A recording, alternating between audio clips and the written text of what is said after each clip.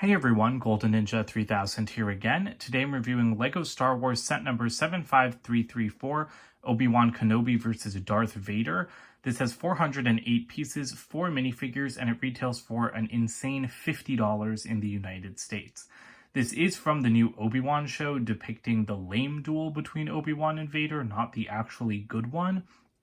And it is the most infamous of the summer 2022 LEGO Star Wars sets because it is just so insanely overpriced.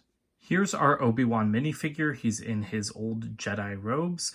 I think the print design is pretty good, but the quality is kind of poor because that's supposed to be tan and it's really washed out. LEGO's just still not good at printing on dark colors. He's holding his blue lightsaber, and he does have a new face print and hair mold, and these are also seen in the Inquisitor Transport Side set, which I've already reviewed. We've seen this Vader design before, but it's still perfect. I love the torso and leg print, and he also has this amazing arm printing. I always love it when LEGO gives Vader arm printing because it really just makes this figure look even better. What I don't like is the cape. It's the old papery kind, not the thicker, like more flowy cloth material that's typically on these minifigures. And his helmet is the same old design as well, which kind of sucks because on the box art, it shows him, like in the stylized box art, it shows him with red lenses. And I really think that LEGO should have done that because red lenses would make this figure look even better. There is a new face print underneath though for Anakin's scarred face. That looks really awesome, a lot like the expression that he had in his final duel with Obi-Wan from the end of the show, and I really wish LEGO had made a set of that. And I really hope that LEGO eventually makes like a cracked Vader mask where like half of it has been like cut away, because we have that shot of him with Ahsoka and Rebels, and now we have the shot of him in Obi-Wan like that. He has some nice printing on the back of his head, and then there is some back torso printing as well. Here is Tala Dureth, the Resistance spy who helps Obi-Wan. Her outfit is pretty boring because it's just an Imperial officer. We've seen so many of these minifigures, but I do like the face print, which is in one of those new skin tones.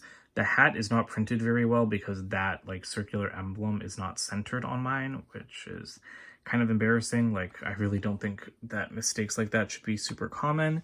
And then there's a better look at her face print. And finally, we have Ned B, the droid that was on this planet. This minifigure is the main reason why I wanted this set. I think it just looks really, really cool. I love how much detail LEGO has put into it. They've dual molded that new like head mold piece, and they've printed the legs really nicely. He's holding this, not weapon, like tool, I guess, built out of a roller skate and some other odd parts, which looks pretty interesting, and his backpack piece is printed because there are no stickers in this set. I'm really glad that LEGO printed that instead of making it a sticker. And like I said, this headpiece is completely new. There is no minifigure head underneath it. There's just an unprinted torso with differently colored arms. And then this piece, it's just really cool. I know I've said that a lot, but LEGO has just put a lot of detail into this thing, and it's honestly like a masterpiece of LEGO engineering. The one thing I don't like about it is how short it is. Ned B was way taller than other characters like on the planet in these scenes. And here Tala is like a full like centimeter, or not centimeter, but you know, Tala's way taller than Ned B. And that is just super awkward. LEGO minifigures are not proportionate to each other, I know that, but when you're making a new mold already, LEGO, why didn't you just add some height? Like, just make like this part of the body bigger, because it looks so awkward next to every other LEGO minifigure now. So it's a running joke with LEGO Star Wars that every build just looks like a giant blob of gray nothingness, because that's what most of the Star Wars ships look like. And to be fair, those are pretty cool gray blobs. But LEGO decided to take it a step further and make a set that was actually just a giant boring gray blob, because that's all this set is. It is a $50 backdrop for your minifigures to fight each other on. It's just like a giant expanse of gray. Yes, there's some cool play features and stuff, and we'll take a look at those in a minute, but I can't believe that LEGO would make a set like this and make it at this price point, because they've done Star Wars duel sets in the past, but they're always at like a $20 price point or a $25 price point, not a $50 price point. That being said, I think the build is pretty cool. I had a lot of fun putting it together, which I figured I would, because I do like Rocky style terrain builds. So I do like, you know, just putting like chunks of LEGO slopes and stuff together and getting an interesting terrain out of it. But this one isn't that interesting. Like, yes, there's some angles in the front, there's some angles on the side, but again, most of it is just this giant blob of gray. So to the right, we have a little platform that you can stand some minifigures on. So I'll grab Ned B because that's who it shows on the box. And then there's like this furnace thing. I don't even know what this is. I guess this is where the embers come from, but you can open it up and see some trans orange cheese slopes in there. And that's it. That's all that does. I mean, it looks cool, but okay. Like, yeah, it's just there. At the back, you have a little like rocky outcropping, which is the most like interesting thing like in this expanse. And this is where you can pose Tala as like a sniper to try to like snipe Vader, I guess. So that's cool. Like, it doesn't hide her very well. I would have liked if it was a little bit bigger, or if the standing area was a little bit lower down so that it looked like she was actually sniping them and not standing super obviously up in the corner. In this corner, you have this stick. I don't know what it is. I mean, it looks cool. It's got some like silver candlestick parts, but yeah, it's just there. And then over here, you've got this yellow cart. That piece that's not like a fleck of dust or something, that's actually like a fleck of some other plastic that got into it during the molding process. And as you can see, there are some cool play features going on here. So now we'll start to look at, you know, what this set can actually do. So you'll notice there are some trans-clear cylinders on this rotating turntable. That's where you can put Obi-Wan to have him be like pulled by the Force by Darth Vader or whatever. So you can just position him right there. And then Vader can be grabbing Obi-Wan, and then you can make him like put his cape back. This set is like pretty cool to pose these figures on, and you can make them fight.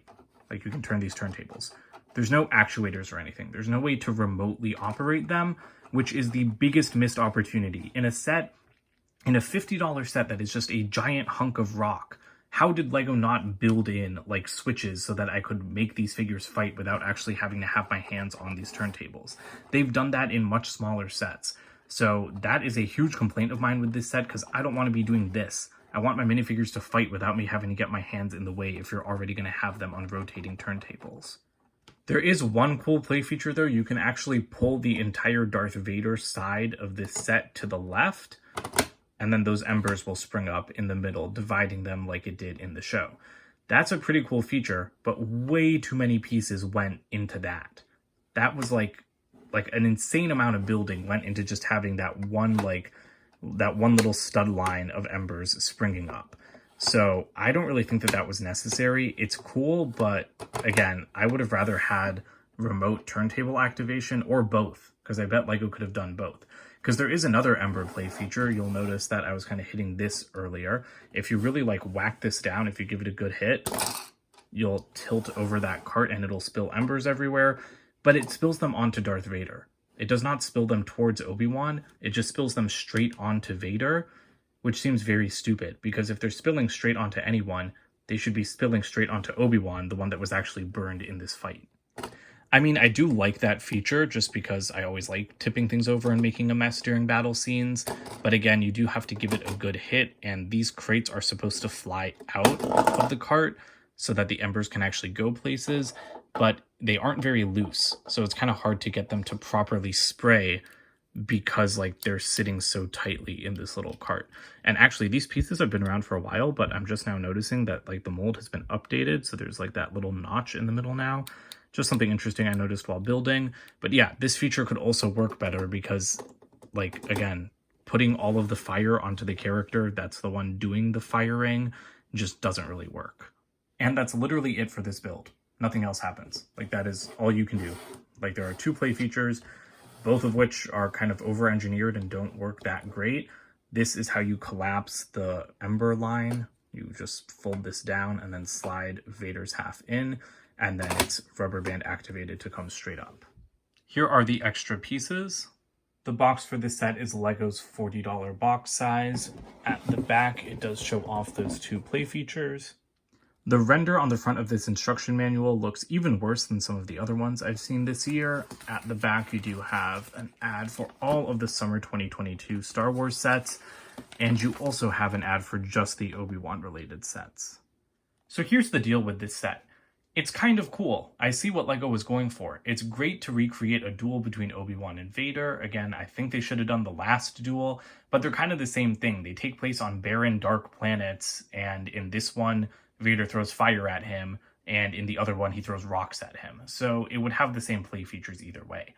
I do like the minifigures we get here, but this set just didn't need to be this big.